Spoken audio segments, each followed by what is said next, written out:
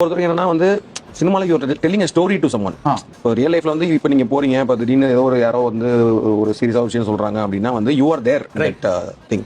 So you will feel whatever it is. இப்போ வந்து அவர் வந்து திடீர்னு உங்களை வந்து வம்புலுக்கிறாரு, நீங்க கோவப்படுறீங்க அப்படின்னா தட் சிச்சுவேஷன் யூ ஆர் தேர்.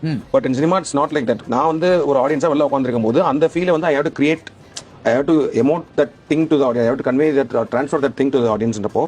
இது என்னன்னா வந்து this might disturb அப்படின்றது தான். இப்போ வந்து ஃபார் எக்ஸாம்பிள் ஒரு எமோஷனலான சீன் இருக்கு அப்படின்னா ஏன் வந்து அந்த கலர்ஸ் ஒன்று வந்து ஃபார் த விஷுவல் பியூட்டி. அது வந்து என்னன்னா அது பார்க்கும்போது அந்த ஃப்ரேம் வந்து ஏன்னா ரியல் லைஃப்லேயே பார்க்கறது நம்ம சினிமாவில் பார்க்கறதுக்காக போல இல்லை, ரியல் லைஃப்ல பார்க்கறது மட்டும் நம்ம சினிமாவில் போகும்போது வந்து ஒரு ஃப்ரேமோட பியூட்டி, அந்த விஷுவல் ஏஸ்தட்டிக்ஸ் இதெல்லாமே ஒன்று இருக்கு.